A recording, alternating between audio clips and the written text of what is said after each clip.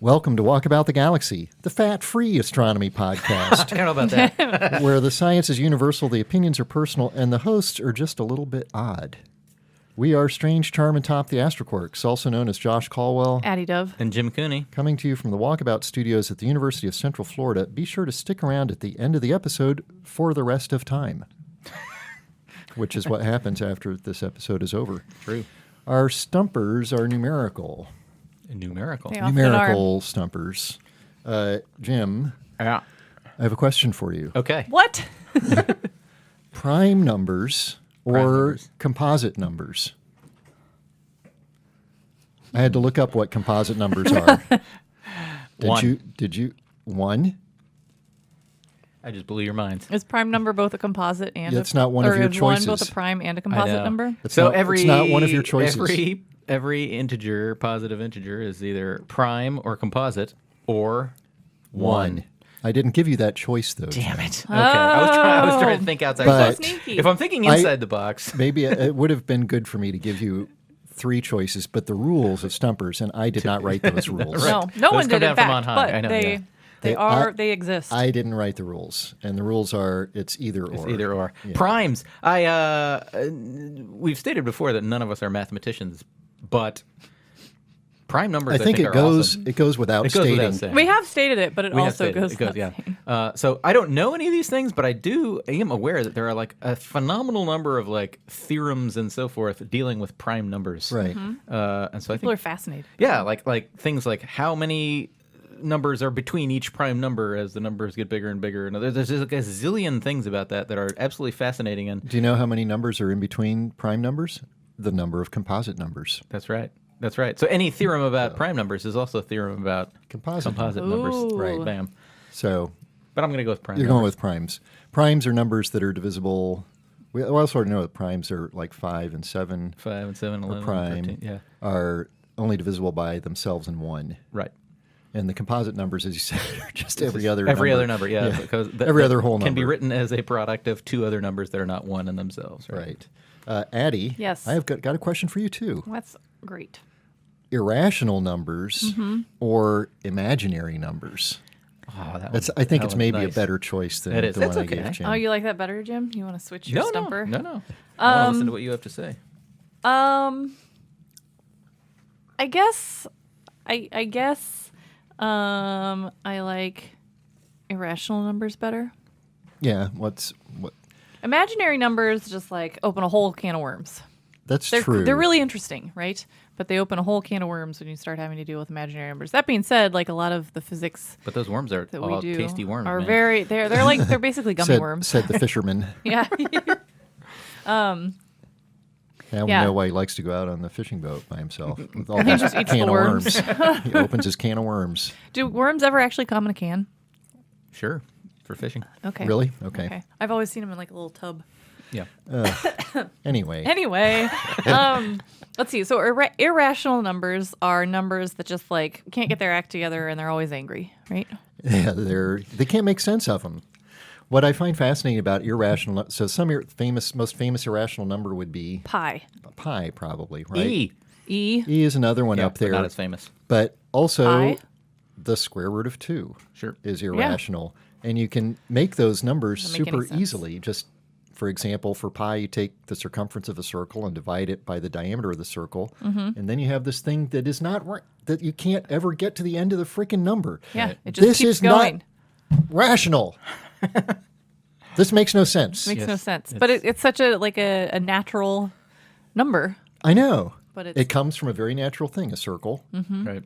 There you go. There you go. Square root of 2 Expon- comes from a triangle. 1, 1, square root of 2. Mm-hmm. Yeah. You can't get to the end of the stupid number. Yes. It's frustrating. Frustrating. But Getting worked imaginary up. numbers are also frustrating because they don't exist.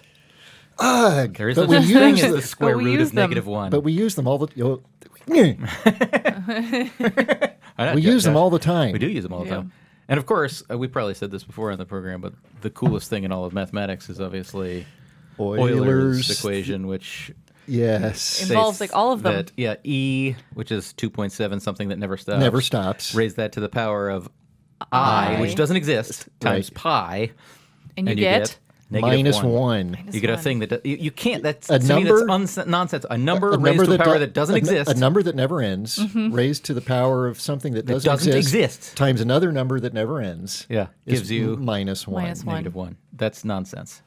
And though I've seen many proofs for this, This is why we're still don't physicists believe and them? not mathematicians. I believe it, but I don't. You're like, the math checks out. I don't understand it. But yeah, like why? at some deep level, I don't understand what the heck is going on. There's not like a good intuitive sense No. for why that would make It- sense. I mean, it reveals my level of ignorance or something. I don't get it. It's super useful in physics. Oh, it's super useful. And that's why we use imaginary numbers all the time, because as intermediate steps in our calculations, they're super, super useful. We should come up with some new imaginary, because there's sort of one imaginary, every imaginary number reduces to just this one right. imaginary number, which is we indicate by the little letter I for the square root of -1, right? Right.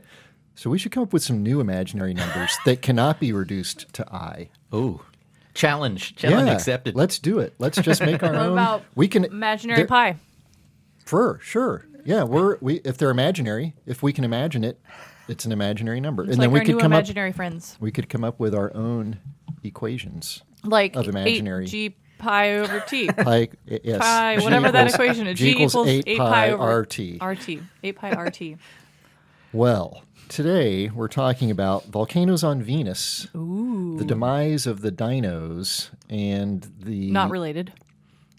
not related, and the a gas wave through the Milky Way. Oh, okay. I'm glad you finished with that. I'm glad you finished that sentence that way. But first, this episode of Walkabout the Galaxy is brought to you by the Great Attractor. Oh my. For your next intergalactic vacation, don't fight the urge. Let yourself be pulled in by the Great Attractor.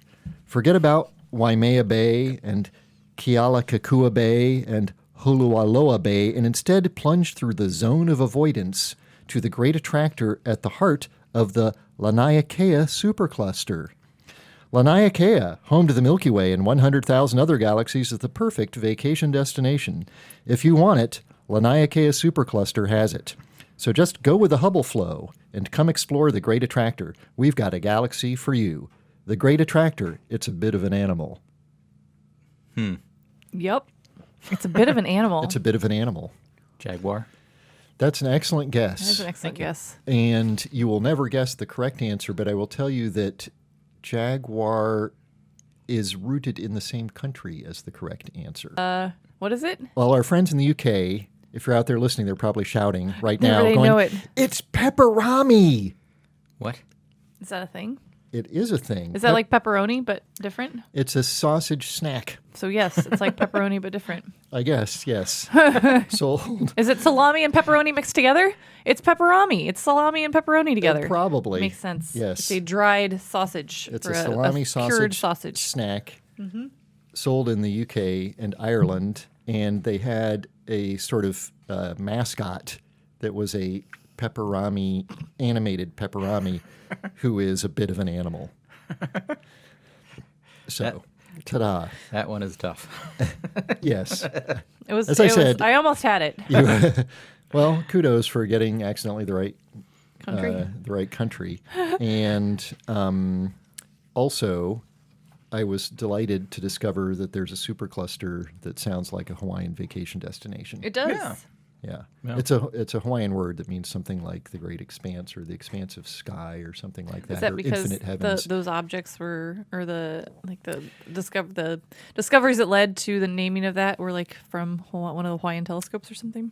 I do not know. Oh. But the Great Attractor, do you know much about the Great Attractor? He is the Great Attractor. Attractor. Oh, Yeah. is he? Yeah. That explains why you're always fighting off so many people. Oh, yeah. The Great Attractor is behind the Zone of Avoidance. You guys know what the Zone of Avoidance is? Yes. It's the zone you don't go It's the to. place you don't go It's to. the It's zone like the you Bermuda avoid. Triangle. That's right. It's the place you don't go to with your telescope because all the dust in the center of the Milky Way is there. Oh, I would totally go there with my So- telescope. I love space dust. So, in that direction of the sky, there seems to be a sort of greater density of stuff based on motions of objects and looking at their Doppler shifts.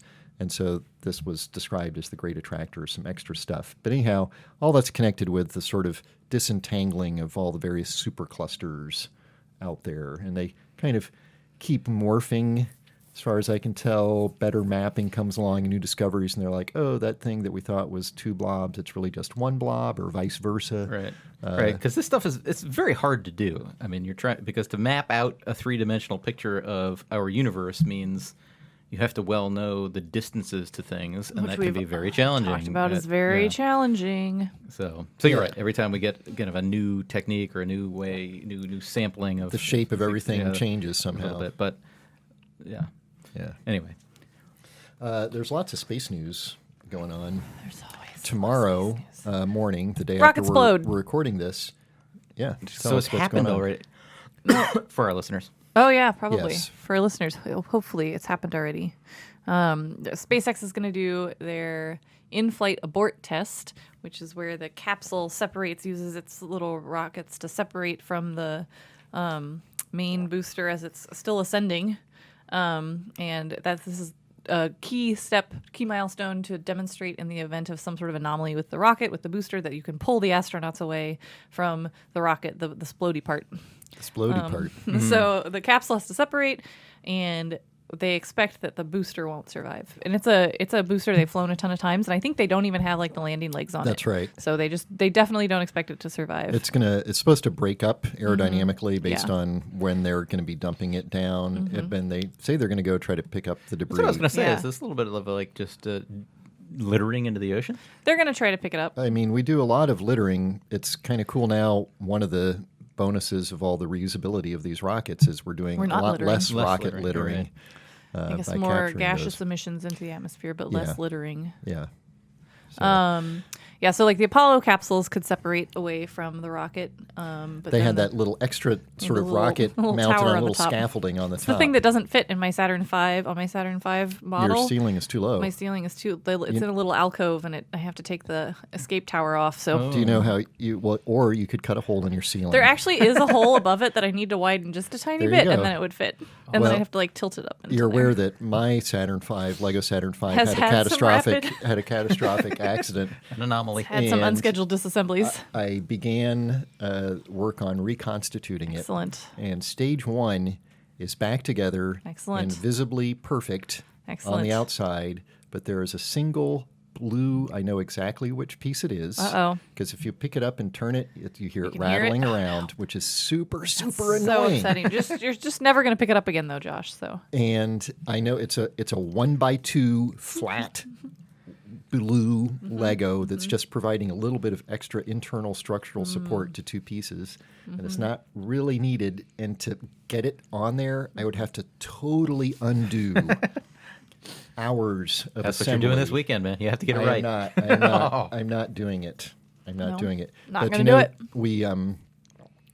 we put little notes inside the Lego, these Aw. big Legos, so that I don't Someday? know, someday when it When gets someone opened else by somebody accidentally- in some garage sale or estate sale or something like that, they'll go, "Oh, this was put together." and it's going to say, "Screw you for undoing all my hard work." Right. Yeah. I have been asked several times. Have you two been asked this question about the high school student who discovered the planet? I haven't been asked about it. I did A see little that. bit. I've been asked a lot about it. It's like, how crazy is that? And I'm like, I'm sorry, I didn't even know what you were talking about. You know.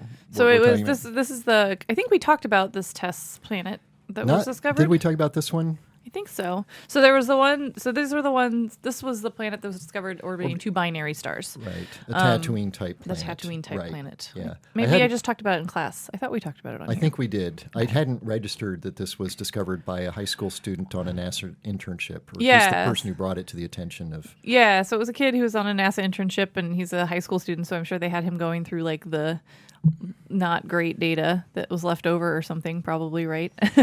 Or some great Or data, right? just- The thing with this test data and with a lot of There's our a lot missions of now it. is there's so much data, and a lot of it you can automate and just sort of go through. That's why we can do a lot of this cool citizen science things where it's online going through it. But he was the one who discovered, like, hey, these wiggles look weird. He brought it up, and I think he's now a college student. But he This was done about because it was a couple last years summer ago. or at the latest Yeah, last last summer. Yeah. But he's on the paper. Yeah. And I think he was the one who presented it. I think at AAS, or he was there at AAS when they were presenting it. There's some Good for awesome him. bragging rights for that kid. I know, right? Some Earth news. 2019, depending on exactly which data set you want to go by, but one of the few hottest years on record, second hottest year on record according to NASA and National Oceanographic NOAA. Yeah. Yeah. Them data from the United States closing out the hottest decade on record, and we're now a solid 1 degree C above the 19th century. Past 5 years, the 5 hottest recorded were heating up at a rate of just under 0.2 degrees C per decade. Cool. So, warming Not up. cool. Warming up in a hurry. Yeah. I did see on a positive note related to that a thing with it, like the fraction of Americans who dismiss global warming is significantly reduced from where it was just a decade ago. So it's now like something like 10%, which is still a shockingly large percent. 10% of the population dismisses it entirely. That's as, it? As a I'm hoax. sure that there's there's another 10% or something that is like.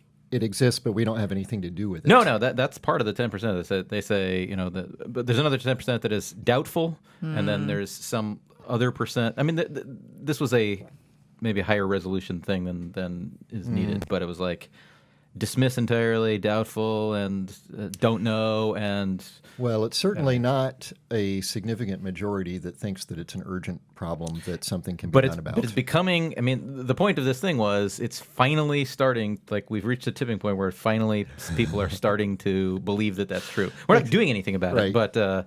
It's sort of like I'm imagining you're using the term tipping point. I'm imagining a cauldron of boiling water about to fall on your head, and you're like looking at it, and you're like looking at it. It's like it's leaning, but it's not really at the tipping point. And then the boiling water is now falling out of the cauldron towards your head, and you're slow-mo. like, I think there's a problem going on. yeah. That is the tipping point. There you go. Yeah. So for sciencey stuff, we can start home on the range, home here at Planet Earth. Planet Earth. We've talked about asteroid impacts as an issue a number of times. One of the reasons that we're interested in looking at asteroids and stuff like that. And of course, the most famous recent asteroid impact Was in the movie Deep Impact. that was a comet. Oh yeah, that's right. Sorry. You were just trolling. Sorry. there, I was weren't just trolling you. Yeah. I really thought you were going to bring up Deep Impact. I somehow. wasn't. Well, not immediately. Okay. I'm sure I would have I'm sure gotten it would around to it at some naturally point. just But was the infamous dinosaur killer infamous. of the Chicxulub crater Chicxulub. creator Yeah. of 65 million years ago, give or take.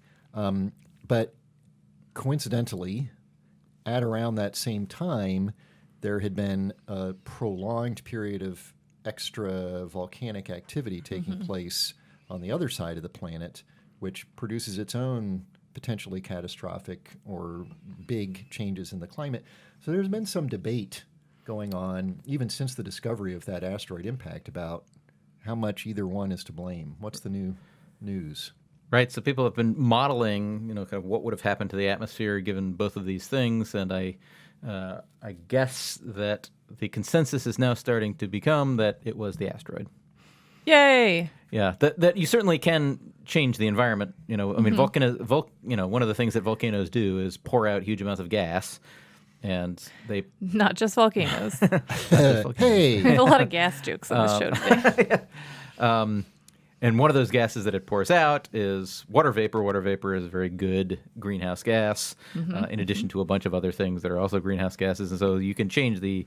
And CO2. And CO2, yeah. You get dust and particulates and things like that So that change clouds formation and all that. You can do all kinds of stuff with this. And so you absolutely can have extinction events that are triggered by volcanism rather than something else. But I guess they did some modeling and realized that the climate change triggered by the asteroid impact was actually the primary player in causing the extinction. That the stuff that went into the atmosphere from the volcanism stuff wasn't enough. It was on par with a whole bunch of other events that weren't extinction level events. Right. Apparently those these volcanic eruptions, I guess, were sort of in the Indian subcontinent and led to some lava flows that you can go observe today called the Deccan Flats. Yeah.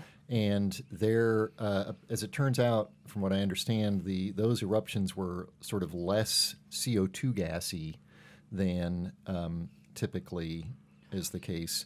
Because of the nature of the lava flow, you can tell that it was probably more like effusive or something instead of more explodey, so you had less I think CO2. it's actually from the temperature records that they were getting from prior to the asteroid impact. Oh, okay. So those volcanic eruptions were taking place at least a few 100,000 years prior to the asteroid impact. And so there's clever temperature reconstruction that can be done.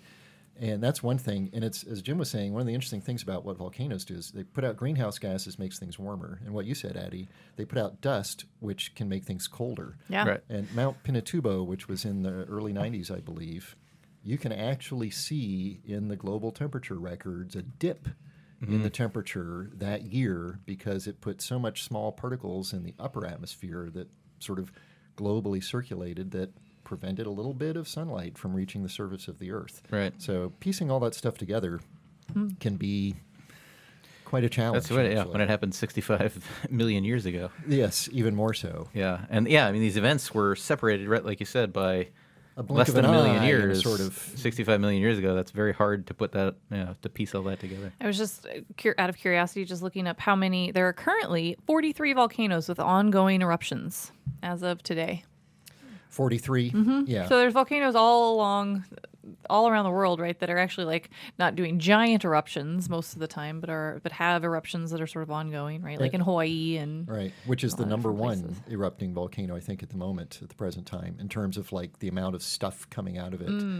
Kilauea. yeah. And of course, Is it still?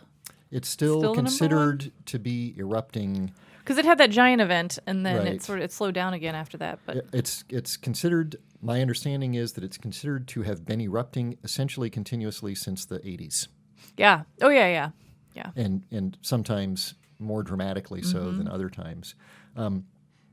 Your trivia will be transitional between this topic and the next one. Great. But I love a good transitional. I have some bonus pre-trivia since you were mentioning that there are 43 active volcanoes at the Okay. moment. What volcano is the tallest volcano on planet Earth, considering not above sea level, but the volcano? so from base of volcano to tip of volcano. Yes, Isn't it Mauna Kea? it is Mauna Kea. Yeah. And the second one, so Mauna Kea is where we have a lot of observatories and some others potentially happening or not. Yeah. And its next But door neighbor. it's partly so tall. A lot of it's still under the ocean. So it's not like the highest peak you can get to in the world, but Right, it's like from right. base to top. Yeah. It's a little over 14,000 feet, I believe, above sea level. Yeah. But it's taller than Mount Everest in terms From of base the to- base to yeah. the top. So the second tallest volcano? Mauna Loa. Correct. It's next door neighbor. Yeah. All right. Domination. I've Annie. been Good I've been job. there. And I'm I've not. been to them. Do you know why there are no telescopes on the top of Mauna Loa? It's not as tall. Like it's below. I think its peak is still below the cloud layer, Is it? I or thought like it was, at the level or something like I that. thought it was still almost. I thought it was almost as tall, but I don't Maybe know. there's. I don't know the maybe answer. there's This- either. I mean, Mauna Loa also doesn't have like as defined of a region that's the peak region. It's a much sort of broader Maybe that's- volcano, and it If doesn't that's have high enough, that's good. Yeah, I right? mean, you'd think there maybe there's not a good. I don't know. Maybe it has more other significance that doesn't allow us to do things. I don't know. Yeah. All of these I'll suck compared to Look Olympus really Mons. quick. Olympus Mons. Tell us about Olympus Mons. That's the biggest volcano that we're aware of in the solar system. And got that way because of Mars's lack of plate tectonics, right? So Mars, there's a big hot spot underneath where Olympus Mons is. It keeps spewing up magma and it builds up and builds, or kept, it's dormant now, but for a very long time, kept spewing up stuff and building up in the same spot. On Earth, like the reason Mauna Kea and Mauna Loa aren't even bigger is because, or the reason there isn't just one of them that's really, really big is because the Earth's crust keeps, or the Earth's plate that part of the ocean floor sits on keeps moving over that hot spot, Right. creating a chain of mountains instead of one big one. Which is where all those Hawaiian Islands come from. Right. And the farther north ones have eroded more and are now Right. smaller in the Big Island. So that's cool, fun volcano stuff. I got one more pre-trivia trivia volcano related. Okay. Most of Mauna Loa is too low. So its peak is at like 13,000 feet. Okay. And most of it is too low to use. And there's other like access issues Okay. and things like that. Okay, cool. I was just curious. Yeah. That was not a trivia question. That was like, why is that anyway? Here is a trivia type question though. The Earth is not a perfect sphere. What? True. No, And it's a flat plane. But go ahead. so we know that the top of Mount Everest is the highest point above sea level, but sea level is not a spherical shape. Right. So if you measure distance from the center of the Earth, where is the point that is farthest from the center of the Earth? Is this the actual trivia question? That's not the actual trivia Do you know question. the answer to this? I knew it a short time ago. And I have to look it back. I know it in general words, but I forgot the particular name. So, I mean, the Earth is I have it. the equator is further away. I don't have it. From the center. The equator is further away from the center Now I than have the it poles again. are. I got it. So it's got to be somewhere near the equator. But Correct. Mount Everest is not so far away from the equator. I would have guessed if you had not preambled it this way that it was still. Yeah, Mount the Everest. asphericity is significant. I mean, it's many miles, I think, and these mountains are just a few miles tall. Right. Right. So I found it. It Great. is. Is it equatorial? Yes, Is it? and it's a volcano. It's a volcano. Is it Mauna Kea? No, but you know, but an excellent guess because not too far from the equator. But it's Is it that Mount whole. Fuji? It's That's too far. and I would have remembered that. So I forgot it. I got it. No, I don't. No, I got it. That was a clue, but it's not something that you remember. What is it? Chimborazo in Obviously. Ecuador. Oh. Chimborazo, Okay. Ecuador, as in equator. Right. Oh yeah. Venus has volcanoes. Oh. Which is going to be our next topic. True. And to lead us into that, here's your actual trivia. Actual trivia. Okay. Your actual trivia has to do with Venus, but not with its volcanoes. Ecuador has a lot of cool names for their volcanoes. Venus is kind of an interesting planet. We like talking about it because it's got this crazy greenhouse effect and this thick atmosphere and all this very high temperature at the surface and sulfuric acid clouds and all that stuff. One of its odd characteristics is that it rotates very slowly. True. The time for Venus to rotate is 243 Earth days. True. Okay. We're dominating so far. You're so good at this. You guys are like batting 100 Yeah. here. Batting 1,000. Sorry. Yeah. Yeah. That was- But the time from sunrise to sunrise on Venus, what's called the solar day, is different than that 243 days, which is what we call the sidereal day, that we astronomers. So for our listeners, the equivalent of that for the Earth is we think of a day as 24 hours. That's the length of the solar day on the Earth, but the time for the Earth to rotate 360 degrees measured against some inertial reference is about 4 minutes less than that. So the time for Venus to rotate relative to an inertial reference is 243 days. Your trivia question for you to ponder and calculate instead of discussing our next subjects, you'll be distracted gonna be thinking because about you'll this be the busy whole time. calculating, is how long is the solar day on Venus? Boop, boop, boop, boop, boop, boop, boop. That's my And calculating it's noise. multiple choice of all rational numbers. Ah. Damn it. And I'll certainly give you correct answer if you get it to the nearest composite or prime number. Okay. All right. So think about that. And our Venus topic has to do with Venus volcanoes. Okay. All right. So Venus, we can't see the surface directly in visible light because it's got this thick atmosphere and these thick clouds. Mm-hmm. But we've mapped the surface a long time ago with radar spacecraft Magellan. Poor Venus. It's been kind of Poor neglected. Venus. Yeah. Yeah. Yeah. I'm really upset that we haven't had a lander on Venus since. The We've never had a 70s. lander. I say Humans we, have. humankind. Yeah, yeah, yeah. So yeah, the Soviets landed a few humanist. Venera craft on the surface that last. But you know they landed on the surface. They weren't rovers or anything. They were just landers. and the harsh environment there with its super high temperatures, high pressures, and acidic They didn't last so atmosphere. long. They lasted, I don't know, an hour or something like that, roughly. Oh, yeah. And, did transmit some data out, and so we have some data from the surface, a handful of pictures from the surface of Venus, but I don't understand why we haven't been back since then. I mean, I get that we like Mars, and Mars is our thing, and we go to Mars 27 million times per year. Did you know there's water? I have heard that there might be water. But Venus is interesting enough that one of those missions should have gone there. The atmosphere is super interesting because, as we've mentioned before, there are places in the atmosphere that are quite pleasant. Yeah. While the surface is not. Yeah. Just have some dirigibles and hang out. Yeah. Maybe Bigelow could put some Venus hotel. Ooh, that would be exotic. I'm going to go pitch that to him. I'll see if they want to sponsor an episode. Okay, great. But our radar mapping of the surface, the radar light can see through those clouds and bounce back, and it's covered with volcanic forms. Right? One of the interesting things about radar I always find fascinating is like when you look at an image that's a radar image of the surface, it looks like you're seeing just like pictures of these features that have like cracks and like a lot of different structure, but what you're actually seeing is like the radar reflection. And so it's telling you about like how smooth or rough the surface is. It's not actually necessarily telling you like that the features look like that. Right. And so it's actually really complicated to interpret, but it still gives you these really cool maps that give you an idea of what the structure looks like underneath. Right. Yeah, there's those radar images, or if we had meter wavelength eyes instead of half micron eyes. Yeah, and that can be quite different. Quite different in appearance. But we definitely know that there are these volcanic landforms there, and there's been a lot of there's been a lot of discussion over the course of the past 30-some years since the Pioneer Venus orbiter about how recently volcanoes have been erupting on Venus. There's not a lot of craters there, and that's partly explained by that thick atmosphere that burns stuff up when they come plowing through the atmosphere, so they don't make it to the surface.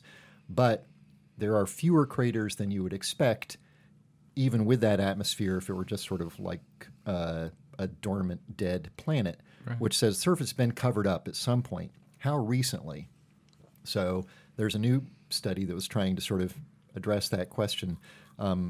We had our colleague from University of Colorado, Larry Esposito, back in the 80s was suggesting that we just missed a big volcanic eruption on Venus because of some atmospheric measurements. Yeah, there were they detected... It was some sulfur molecule that seemed to be declining right after the spacecraft got there, which sort of suggested, we just missed a bunch of sulfur dioxide or something getting erupted into the atmosphere by a volcano. But then we haven't seen another burst really like that. So that remains somewhat... but are we continually monitoring for that? Not continually, yeah. But there are measurements that can be made from the ground, and there are other there have spacecraft. been some other spacecraft. So there's the Akatsuki orbiter, which is the Japanese orbiter that's had a storied life, but it is currently, I think, still orbiting Venus right now. And then there was Venus orbiter. Or what was it called? Venus Express. Venus Express, which I feel like we never hear a lot about. Right. But maybe that's because I don't do atmospheric sciences. So. Well, also, those things are a little bit less likely to grab or produce news stories because they're frequently less visual. They're more sort of about chemistry and things like that than things you can really sort of... Yeah. Chemistry, not the sexiest of the sciences. latch onto. Well, I don't know. So, this particular new study is actually sort of based on chemistry. It is, yeah, it's looking at how rocks weather differently in different atmospheres. So one of the big challenges, as we mentioned, right, is that Venus has a lot of high pressure and high temperature, but it also has a very different atmosphere. And so, like, you see these rocks on the surface of Venus, and from old data, we can get some of the chemistry of those rocks that were on the surface.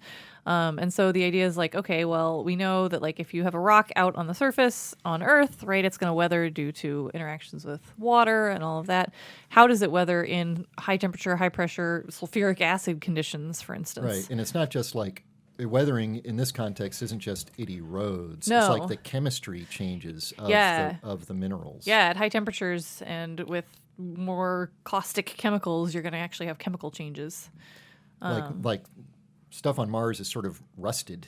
Yeah. Which is another example of sort of chemical weathering that actually changes the chemical composition of things. Yeah, so a group did some measurements looking at trying to understand is the reflectance spectra. So looking at the reflected light from olivine that they altered they did some experiments and actually altered and oxidized them to see what they would look like. And it turns out that they pretty quickly get weathered in the environments that they simulated. It changes into something other than olivine. Yeah, so it doesn't look... So olivine is a mineral... that I have heard of. That Josh has heard of. It's greenish, if you see it. There's a green sand beach in Hawaii where it's just like all olivine, and it's really hard to get to, and you have to like hike for an hour, but it's amazing. Okay. I have pictures. That'd be a reason to go to Hawaii instead of to the Great Attractor. Exactly, yeah. And they show that it gets coated basically by alteration products, so things get changed on the surface, chemically changed on the surface within days even. So like if we're seeing, so they went back and looked at the spectra from Venus Express, and it showed that there was... They olivine. think they see olivine on the surface. Which says that there was maybe some volcanic eruption Relatively just recently. happened. Yeah. Wow. Yeah. Sort of in the same time scale of these atmospheric measurements in the 80s.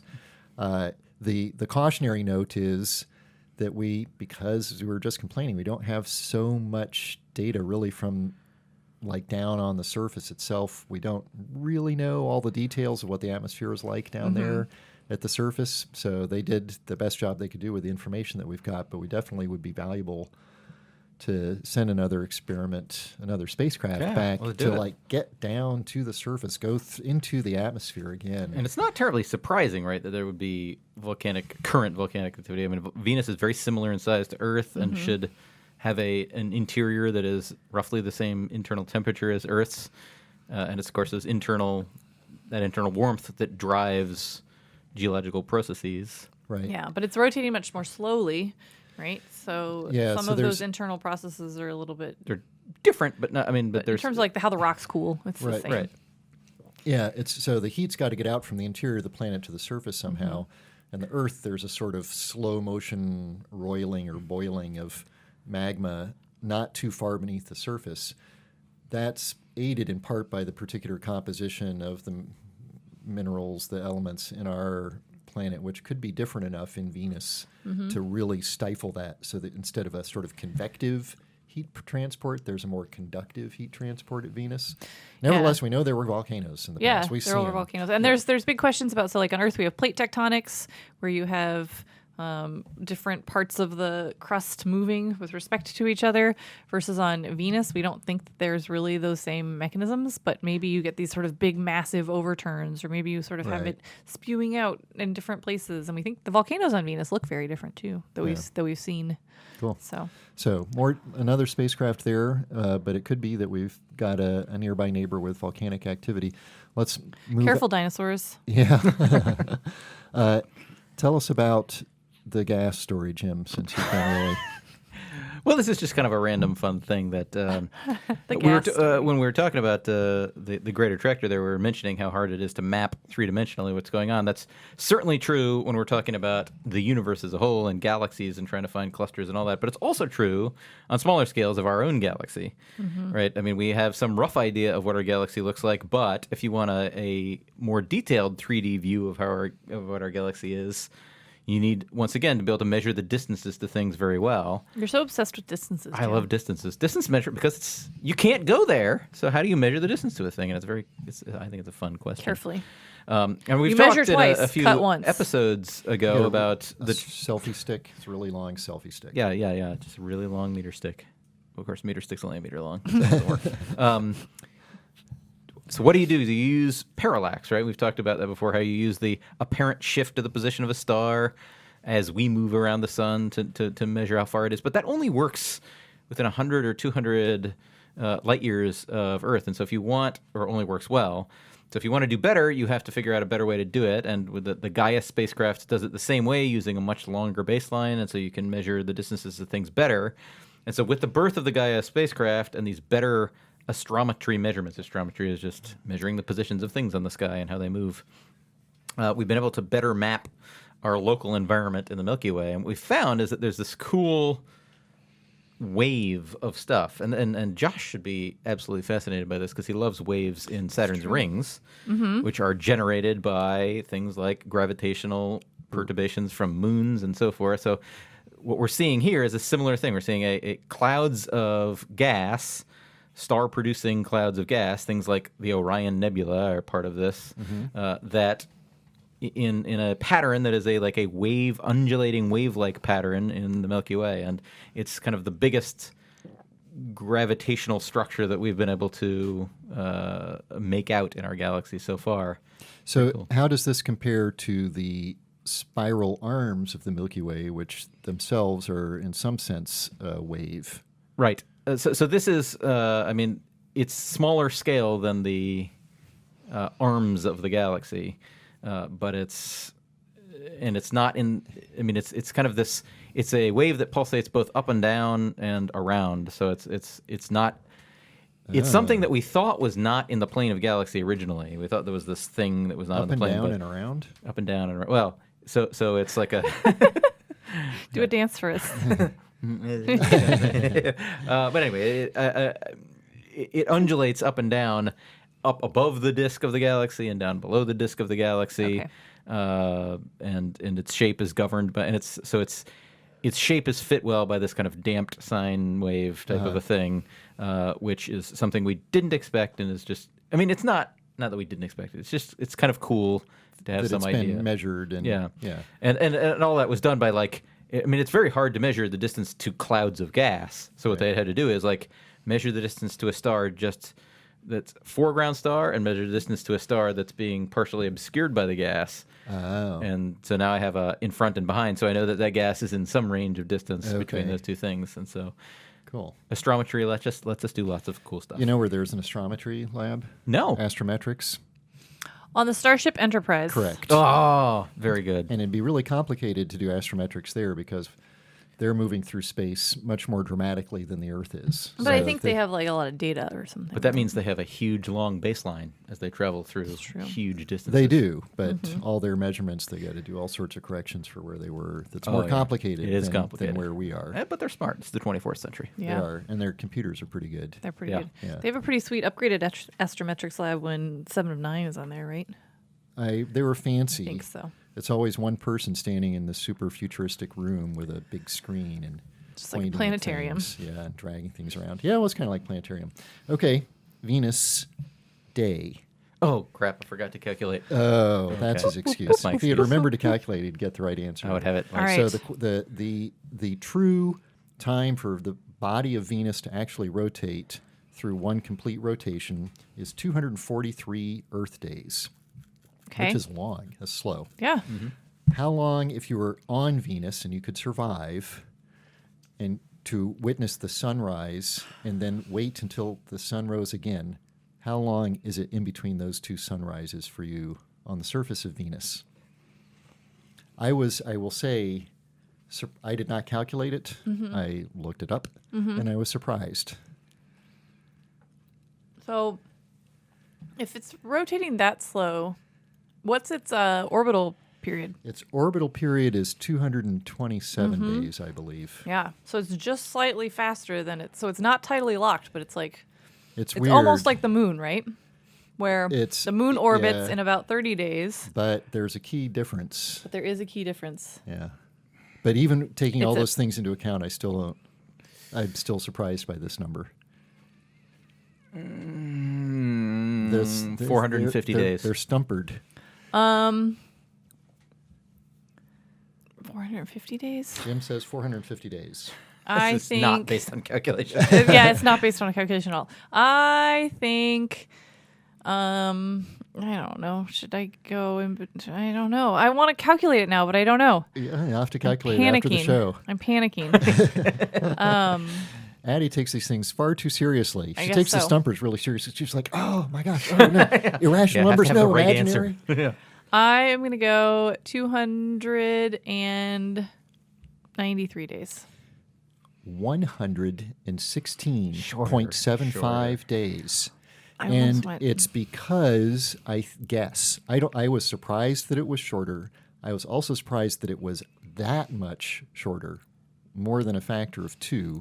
And So it rotates because the other it's direction. It's retrograde rotator. Yeah. But Yeah. even knowing that is still So wait, tricky what's to put that together. What's the orbital period? 220 227, something? I believe. Interesting. Yeah. Interesting.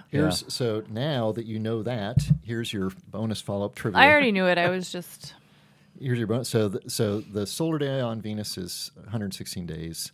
Time for it to rotate is 243 days. Now the question is, which planet in our solar system, including Pluto, has in fact, including all of the dwarf planets, which planet has the longest solar day?